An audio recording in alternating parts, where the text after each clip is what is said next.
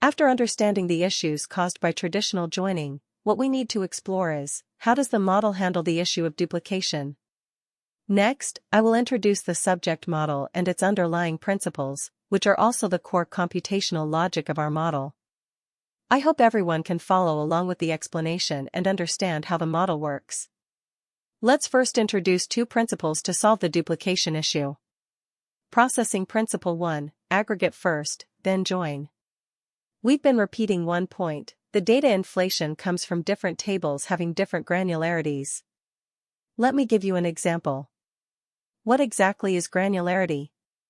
As mentioned earlier, our goal is designed monthly, but our order details are recorded daily. These two tables are at different granularities. If you forcefully join these two tables together, it will definitely cause data inflation. In our analysis, this means the sales target has inflated. Another example of different granularities is the tables for provinces and staffs. They record completely different things and, thus, are at different granularities.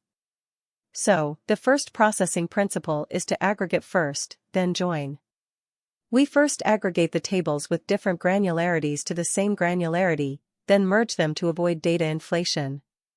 This concept may sound a bit abstract now, but we will use practical examples to help you understand the aggregate first, then join calculation logic.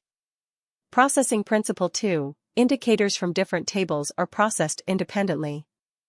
As we saw earlier, I dragged the indicators from two different tables. One was the sales amount from the order details table, and the other was the target sales from the sales target table.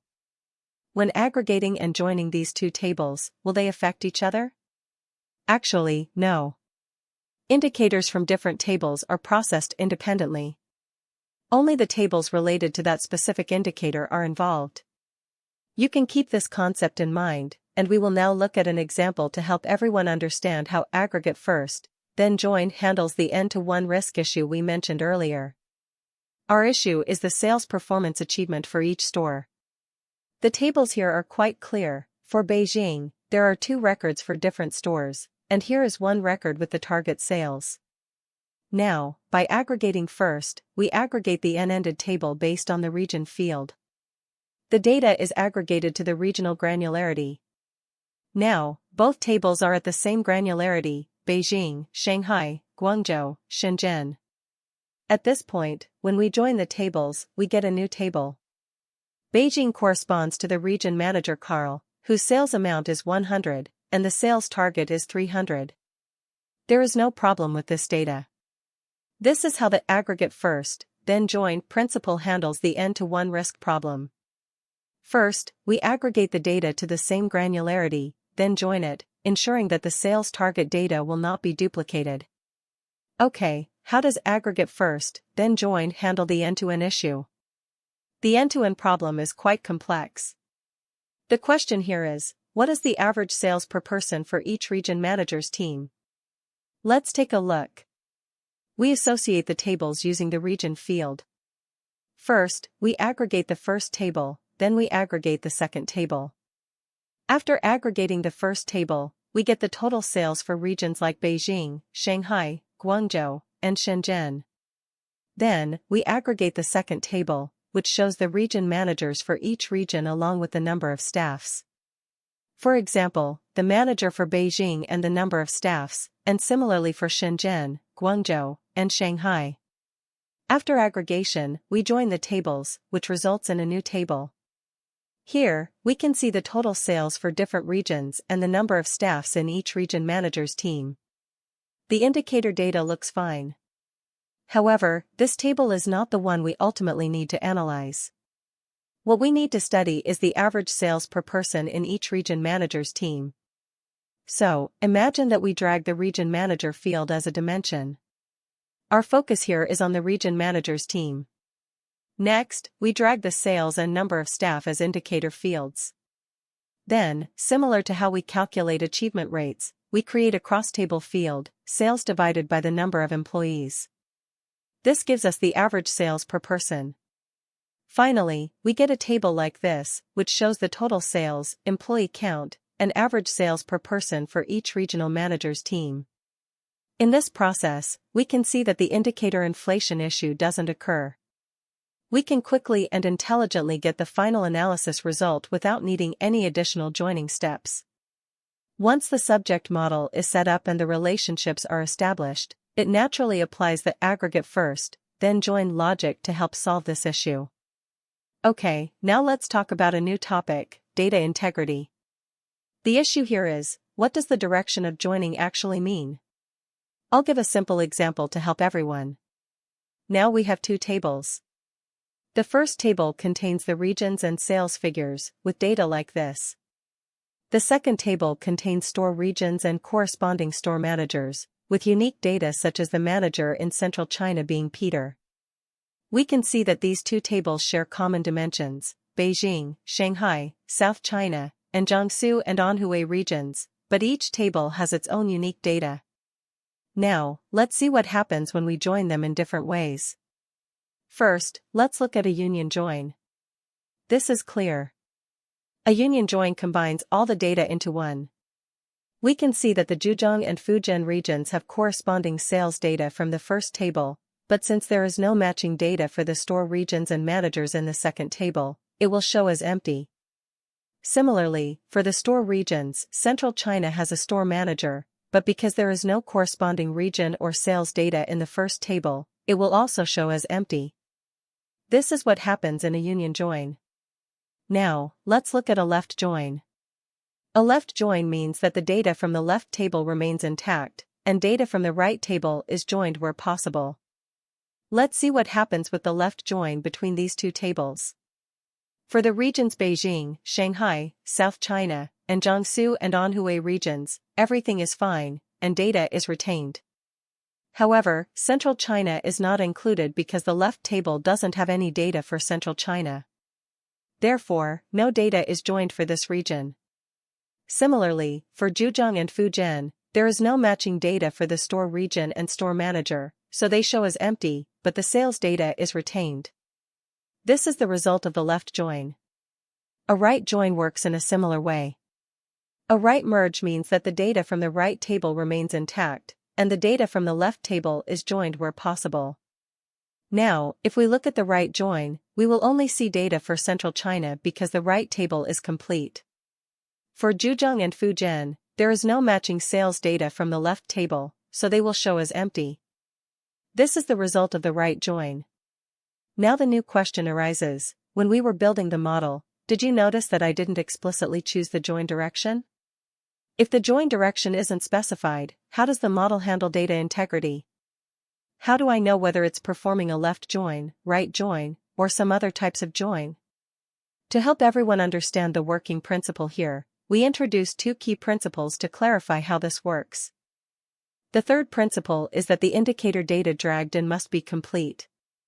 The table where the indicator resides must be the left table in the join. Think about it, the left table is the one with the complete data, and this is reflected in the Find BI. We can see that the sales figures, for example, are dragged over into the indicators section, and sales data actually comes from the order details table, which has complete data. So, as we can see, the sales data for Zhejiang and Fujian is retained, but the data for the store region and store manager are empty. This is principle 3. It's a very core design idea for our topic model feature, and it's an important principle in determining the join direction. Another principle, principle 4, is very easy to understand. When we only drag in dimensions, the dimensions are intersected. Let's break this down. The dimensions in the left table include Beijing, Shanghai, South China, Jiangsu and Anhui regions, and Zhejiang Fujian regions. In the right table, the dimensions are Jiangsu and Anhui regions and Central China. We can see that each has its own independent field. So, what is the intersection of these two sets of dimensions? It's Beijing, Shanghai, South China, and Jiangsu and Anhui regions. In other words, if you only drag in these two dimensions, the final result will be the intersection of them, which aligns perfectly with our intended logic. This might feel a bit abstract because of data integrity and the fact that you might not have fully understood left and right joins yet. To help everyone grasp this concept, let's look at a simple example to better understand data integrity. Let's switch to Find BI. Here, we have two tables. The first table corresponds to the sales in different regions. The second table corresponds to the store regions and the respective store managers. Let's create a model and take a look. The model has been created. We establish the model based on regions in both tables. As you can see, at this point, I haven't selected any join direction yet. So how do we determine that? Let's go into our component and select the model. Let's demonstrate with a few small examples. First, we drag the region field from Table 1, the store region from Table 2, and the store manager from Table 2. Pay attention, we are now dragging the sales figures from Table 1. Do you remember Principle 3? The table where the dragged indicator resides must have complete data. Let's drag it over. What do we see? Do we see Central China? No, we don't see Central China because the data for it isn't present. The sales data comes from Table 1, so let's take a look at the structure of Table 1. It contains Beijing, Shanghai, South China, Jiangsu and Anhui regions, and Zhejiang and Fujian regions. The region field in Table 1 is complete in this way. However, we also dragged the complete Table 2 store region field, but we can't find Zhejiang and Fujian regions in this store region, so it appears as empty. The same applies to the store manager, it's empty too. Remember, the indicator value will always exist. Let's change the approach. Now, instead of looking at the sales figure from Table 1, we'll look at Table 2. I'll drag the count, which is also an indicator. Let's observe the changes. We no longer see Zhejiang and Fujian regions, but now Central China appears in the store region. This matches our previous demonstration. Central China and Peter have data, but there's no corresponding data for the region in Table 1. So, what happened? We changed the direction. But we don't need to think about the direction, we just need to remember that the table where the dragged indicator resides must have complete data. Now, let's drag the sales figures back. What happens now? We can see that Central China and Peter's data appears. This is because the count is present, meaning Table 2's data is complete. But Table 2 does not have the region and corresponding sales data, so it shows as empty. At the same time, we dragged the sales figures from Table 1, so its data is complete.